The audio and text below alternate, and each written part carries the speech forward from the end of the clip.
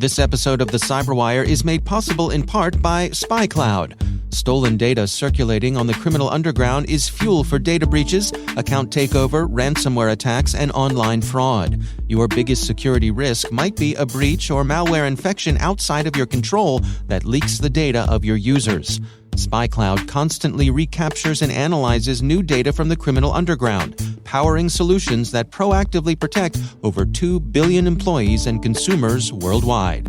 Learn how to make recaptured data your best defense at spycloud.com/cyberwire. That's spycloud.com/cyberwire.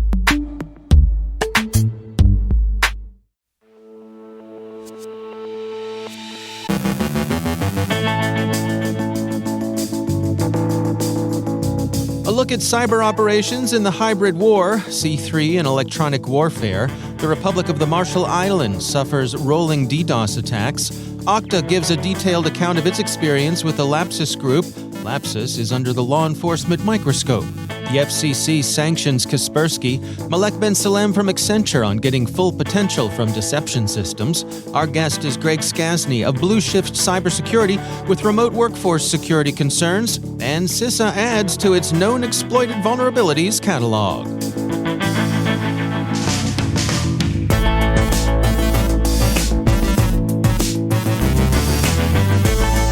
From the CyberWire studios at Data Tribe, I'm Dave Bittner with your CyberWire summary for Monday, March 28, 2022.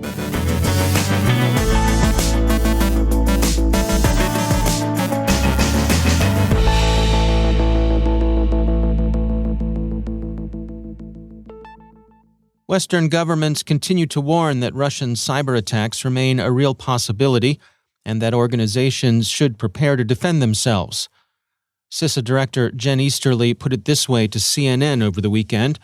She said, "All businesses, all critical infrastructure owners and operators need to assume that disruptive cyber activity is something that the Russians are thinking about, that are preparing for, that are exploring options," as the president said.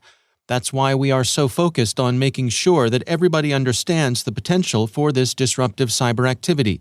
And it's not about panic, it's about preparation." The largest Russian cyber operation of the hybrid war so far still seems to be interference with Viasat ground stations, now pretty clearly attributed to Russia's GRU military intelligence service. There was some spillover of this attack into neighboring countries. Other parties not directly involved have stepped up cyber espionage during Russia's war against Ukraine, as they might be expected to do in any period of crisis and heightened tension. Chinese attempts against NATO networks, for example, are said to have risen by 116% since Russia invaded its neighbor. Russia's failure to execute the widely expected intense cyber attacks is joined by another small but probably related mystery. Why hasn't Russian electronic warfare, particularly jamming, been more in evidence? Breaking defense reports that Ukrainian command, control, and communications have gone largely undisrupted.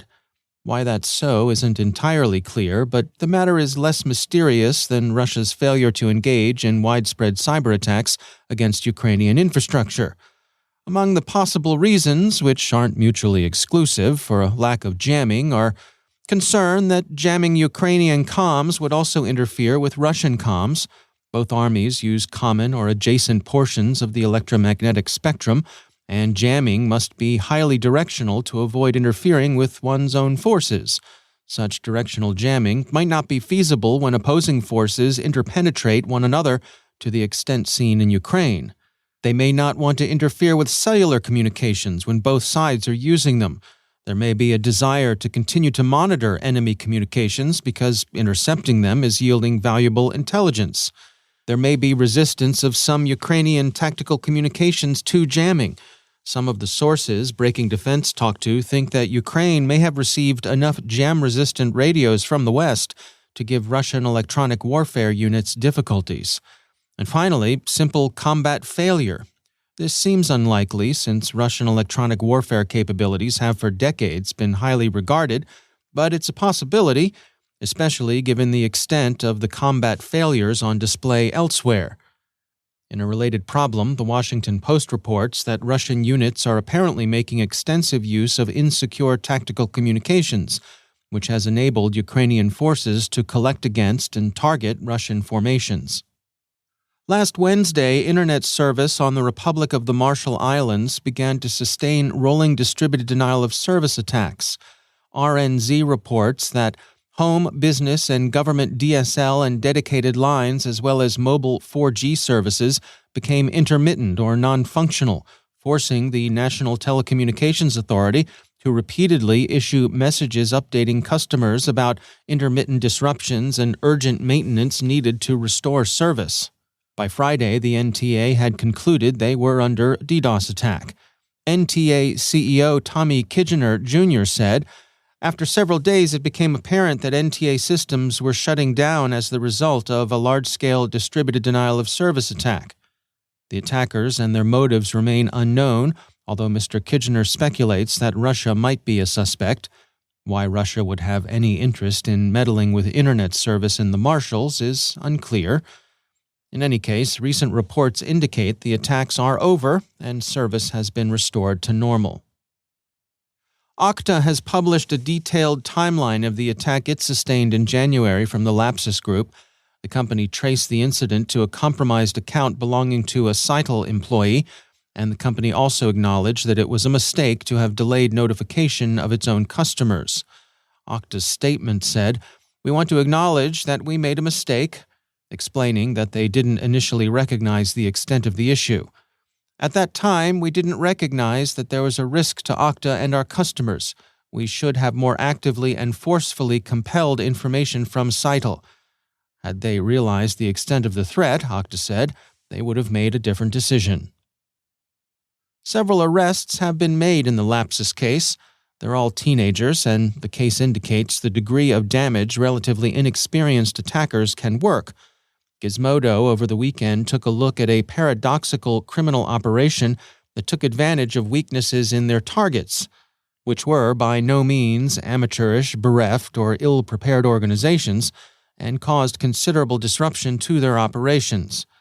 At the same time, the Lapsus gang showed an ultimately fatal inattention to its own security, leaving clues that enabled law enforcement to run them to ground much faster than would have been the case with more sophisticated professional criminal organizations.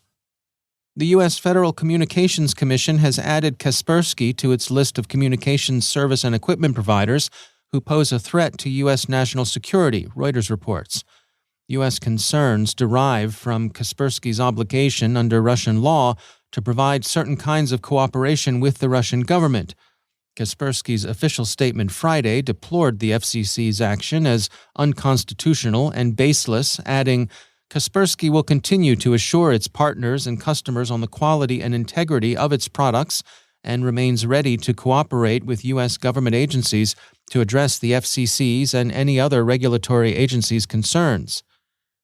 It is indeed a political judgment, that is, one involving a judgment of Kaspersky's exposure to irresistible pressure from the Russian government. But that doesn't mean it's not a security judgment.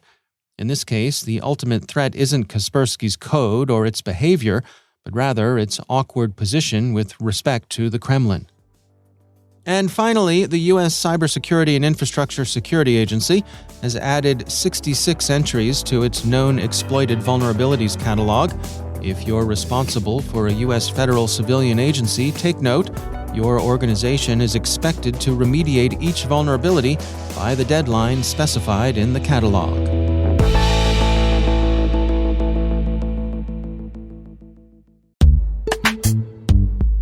And now, a word from our sponsor, Looking Glass Cyber, a global leader in cybersecurity. There's never been a more serious time for U.S. critical infrastructure sectors to shore up their cybersecurity defenses than right now. While ensuring internal cybersecurity solutions are blocking and detecting nefarious activities is critical, security leaders also need to understand their external attack surface. This outside-in view highlights the vulnerabilities and exposures that threat actors can see on your network. Gain a deeper understanding of vulnerabilities and exposures currently seen across the financial sector, along with a crosswalk of these items to Russian threat actors. Access your complimentary copy of the Financial Sector Cyber Profile at lookingglasscyber.com/cyberwire. And we thank Looking Glass Cyber for sponsoring our show.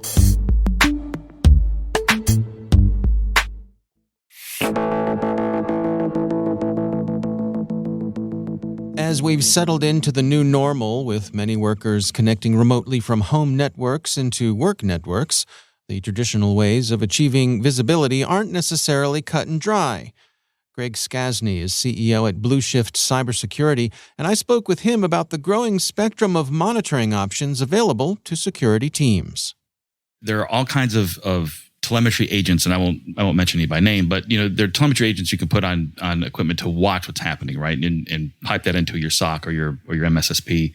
I think that's important. And then depending on the risk, like you have to understand the risk of individuals that are working from home, what they have access to. You can go all the way to the point of even putting packet capture type nodes on their home networks, right? It's not hard to do. Hardware is very, very inexpensive. It's that's not a barrier to entry any longer to be able to get that information into your SOC, right? But you just have to plan that out, right? People need to think just differently about, zero trust is part of that too. So I don't want to I'll get off on tangents because it's the way my brain works, but you need to kind of sit down and think about that and plan those things out. And you can do that with all kinds of stuff, whether it's a tabletop exercise or just sitting and thinking creatively about, okay, here's what we have. Here's the risks of what these people have access to. What do we need to put there? Is it just an agent that we can get security telemetry from? Is it, hey, I need an agent and I need some, packet capture type devices because they're very, very effective. What is it? What is the threat model we have with this group of employees? Executives going to be a little different than end users. What do they have access to, and how can we best protect that and detect and respond should something bad happen? To what degree is it a challenge that everybody's environment now is a little bit different? They're using different providers. Their home networks are set up differently. It's not like they're all hosed in through that office network anymore. Right, and that's part of the challenge. But I think it still comes down to networks are networks, and even though you may have your kids doing some things in the network and you doing other things, having those devices that you do use for work, monitored appropriately. To me, that's the biggest thing that needs to happen is that, defensive security, there's a lot of ways to go about it, right? But it really comes down to a big data issue is that when something goes bad, how quickly can you detect and how quickly can you respond to make that just a non-issue, right? The earlier you get to those things in the kill chain, the better off it is. So, planning out what you can do in your environment. And again, it sounds difficult coming from a guy who's technical. I get that, but it's really not. It's really not all that hard. If you plan it out correctly, it doesn't take that much, doesn't take that much budget. It can be done cost effectively, and it can be very effective for the organization, right? So again, the faster you can get to those things, the better it's going to be. And that's not going to stop anytime soon. What about the need to respect people's privacy? That this is a blended network and they're probably doing stuff at home that they wouldn't be doing at the office, but that's okay.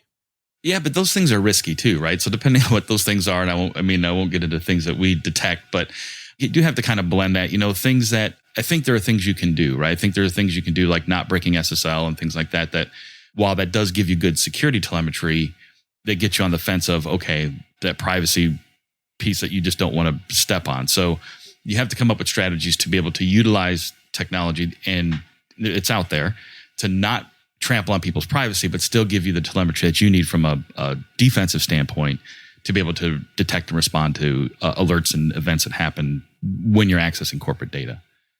Do you have any practical tips for rolling out a program like this to make it so that it's not overwhelming all at once? It's so custom to businesses. It's hard to give out those practical tips, right? So, but you need to understand where your data sits. People talk about data classification, but truly understand what that means if that data gets out, right? Some data is more important than others. Some data have worse repercussions should that fall into the wrong hands than others. So, that's a hard task to do, but it's something that you need to do, and you need to sit down with. It's not just IT's job. It's not just the security department's job, right? That's kind of everybody's job. Then you need to start that educational campaign, right? To teach people why it's important.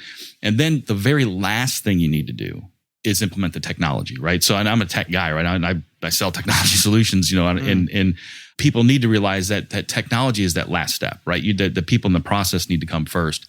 You need to get the buy-in, and then that makes the technology part easy. And then when you do that, the solutions almost become self-evident, right? It's one of those things that, okay, I know what I need to do. I know where my risks are. I know that these are where my people need to be and where my data is at. Now I need to find XYZ solution to reduce that risk, eliminate that risk, or provide some compensating control around that risk. That's Greg Scasny from Blueshift Cybersecurity.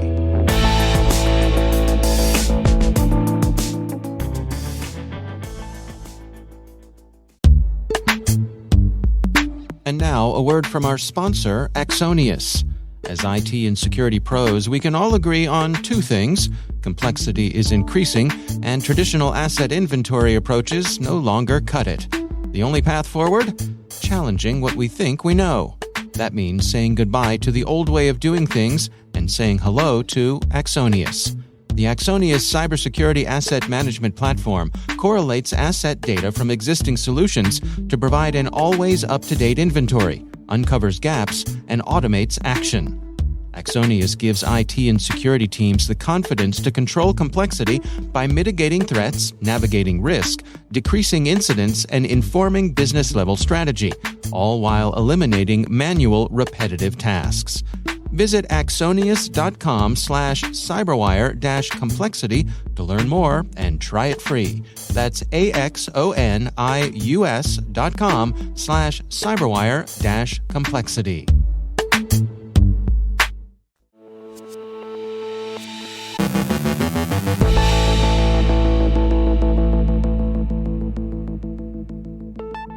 And I'm pleased to be joined once again by Malek Ben Salem. She is the Technology Research Director for Security at Accenture. Malek, it is always great to welcome you back to the show. You and I have been talking about deception systems, and I want to dig in today and really talk about ways to maximize their full potential, if this is something that you're going to deploy to get the most out of it. What can you share with us? Yeah, so we talked about the potential use of deception systems for resilient design of software, right? And this notion of expanding the users of deception systems, or the folks who benefit from deception systems, beyond the security community. As we talked before, information security professionals are comfortable or familiar with this idea of honey files and honey tokens. But application developers, software engineers, system admins are not familiar with that concept. And there is a big opportunity for them to use this technique, this deception technique, and these deception systems to gather more information about attackers and how they behave, and to use that information in their software system design. So that's one big opportunity. The way they can do that is this information that they gather can expose opportunities for architectural improvements in operability and in simplicity of these software systems. For instance, spawning a remote interactive shell is a consistent attacker behavior that is seen in the deception environment. They may decide to disable that as they, deploy a real-world system. They can monitor attacker behavior, and they can, through that attacker tracing, they can develop attack trees that they can leverage for threat modeling. One of the assumptions that we typically make about attacker behavior is that attackers would always take the path of least resistance when moving laterally within a network. But that may not be that assumption may not be correct, right? They may be motivated with something specific. They may be motivated by a target they want to attack. So if we have these systems in place and we're monitoring the attacker behavior, then we can correct our assumptions. And then we can leverage that information again in threat modeling. Also, that information can be even used to design, if you will, experimentation platforms, right? We can start playing with, what are the defenses that are, most useful to deploy within a real-world environment? What deters these attackers from going further into your environment? Maybe what's something that triggers them that this environment is not realistic? Maybe if they see certain monitoring tools, that would make the environment more believable to them. If they don't see those tools there, then, that could tell them that this environment is not valuable to the organization and therefore is not worth deploying ransomware on. So there is a huge opportunity for learning a lot about how these attackers are behaving, and then again, how do we design the real world environments so that they are resilient to any type of attack. All right. Well, interesting for sure. Malek Ben Salem, thanks for joining us.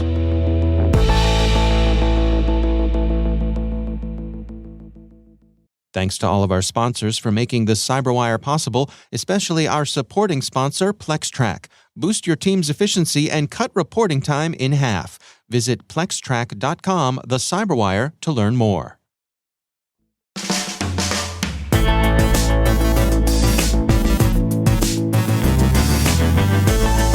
And that's the CyberWire.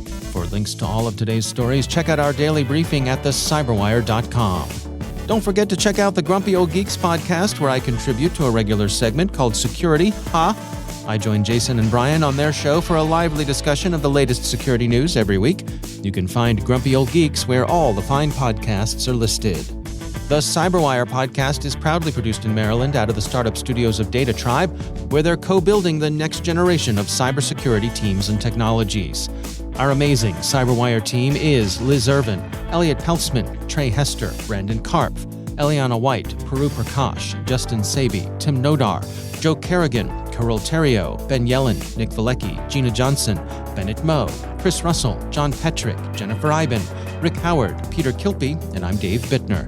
Thanks for listening. We'll see you back here tomorrow.